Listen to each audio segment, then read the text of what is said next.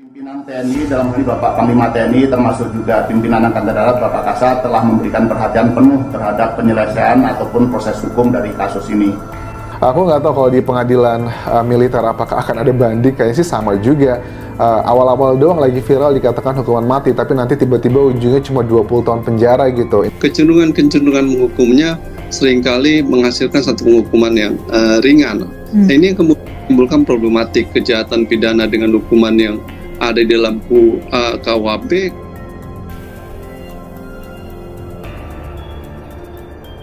Terkuak ini motif anggota Pas Pampres dan 2 TNI aniaya warga Aceh. Das Pomdam Jaya bongkar alasan.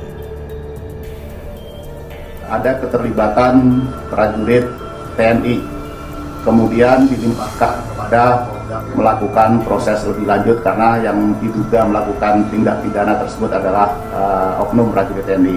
Setelah menerima limpahan perkara dari Polda Metro Jaya, akhirnya Pomdam Jaya melakukan proses selanjutnya, melakukan penyelidikan awal, dan kemudian didapatkan 2 terduga lainnya yang setelah dilakukan penyidikan lanjutan akhirnya ditetapkan sebagai tersangka kasus penculikan, pemerasan, dan penganiayaan. Tindakan seperti ini yang dilakukan oleh oknum aparat militer tidak bisa dibenarkan dengan alasan apapun. Dalam negara hukum, tentu upaya-upaya mengungkap kasus kejahatan seperti ini harus diadili dalam satu peradilan yang fair and trial, peradilan yang adil dan baik. Dan dalam peradilan umum lah proses kejahatan seperti ini seharusnya diadili.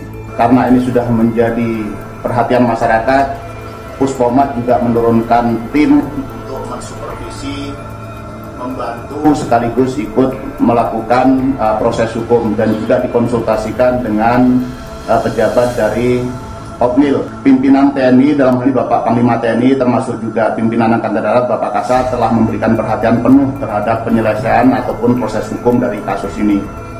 Hal yang menjadi janggal pada saat ibunya mengatakan bahwa mereka diminta uang transfer 50 juta rupiah, tetapi mereka tidak berhasil mendapatkannya. Sebenarnya mereka berusaha untuk mencari uang 50 juta rupiah tersebut, tetapi kok baru dihubungin, mereka sudah nggak bisa lagi dihubungin para pelakunya.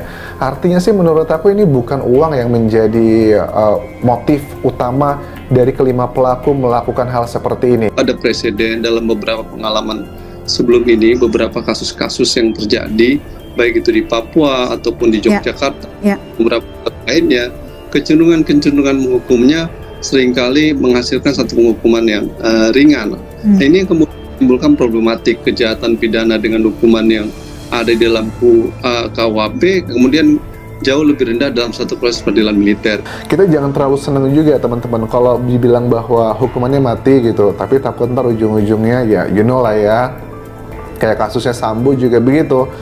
Aku nggak tahu kalau di pengadilan militer apakah akan ada banding, kayaknya sih sama juga. Awal-awal doang lagi viral dikatakan hukuman mati, tapi nanti tiba-tiba ujungnya cuma 20 tahun penjara gitu. Pomdam Jaya telah menetapkan anggota Pas Pampres dan 2 anggota TNI lainnya sebagai tersangka dalam kasus tewasnya warga Aceh. Kadis TNI AD Brigjen Hamim Tohari menyebutkan ketiga tersangka akan dihukum dalam kasus dugaan penculikan, pemerasan, dan penganiayaan hingga menewaskan seseorang warga bernama Imam Maskur. Tidak ada impunitas atau pembebasan dari hukuman bagi ketiga pelaku. Jika terbukti prajurit TNI yang melakukan pelanggaran pidana dapat dijatuhi hukuman berat. Lebih lengkap terkait pemeriksaan 3 oknum TNI termasuk anggota Pas Pampres terkait kasus penculikan. Lebih lengkap terkait pemeriksaan 3 oknum TNI termasuk anggota Pas Pampres terkait kasus penculikan, simak dialog Kompas TV bersama narasumber Komandan Polisi. Simak dialog Kompas TV bersama narasumber Komandan Polisi Militer Kodam Jaya Kolonel Isyad Hamdi, Bey Anwar, dan psikolog forensik Reza Indragiri. Korban lantas dibawa dari satu toko di kawasan Tangerang Selatan Sabtu 12 Agustus. Pelaku disebutkan membawa korban dengan alasan penangkapan. Setelah ditangkap, dibawa dan diperas sejumlah uang, ungkap Irsyad. Ketika oknum TNI yang mengaku sebagai polisi itu diduga memeras agar Imam Maskur agar tidak diproses hukum atas dugaan menjual obat terlarang. Mereka lantas menekan pelaku agar meminta uang kepada keluarga korban sebesar 50 juta. Para pelaku diduga menghubungi keluarga Imam Maskur untuk meminta tebusan tersebut. Dikatakan penganiayaan itu diduga dilakukan demi mendapatkan uang. Korban kemudian tewas akibat penganiayaan. Pada saat disiksa mungkin penyiksaan itu berat, akhirnya meninggal, kata dia. Usai tewas dianiaya oleh 3 anggota TNI ini, jasad korban dibuang ke waduk menurut Irsyad. Pelaku membuang korban ke waduk di Purwakarta, Jawa Barat. Dia dibuang di waduk di jembatan Waduk Purwakarta, kata dan Pomdam Jaya Kolonel JPM Irsyad Hamdi.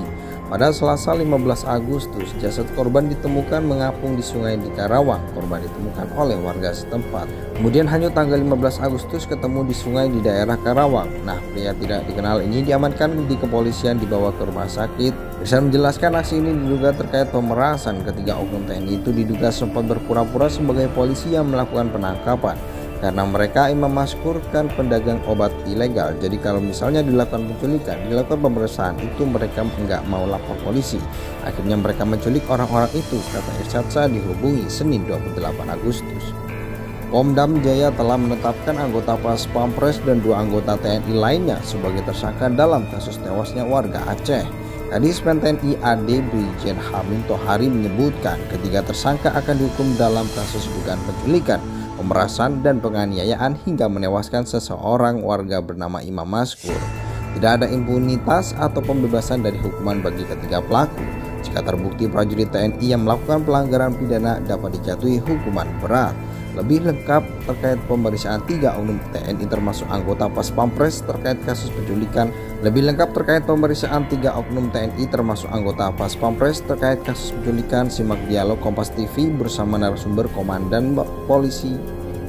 Simak dialog Kompas TV bersama narasumber Komandan Polisi Militer Kodam Jaya Kolonel Irsyad Hamdi, BI Anwar dan psikolog forensik Reza Indragiri.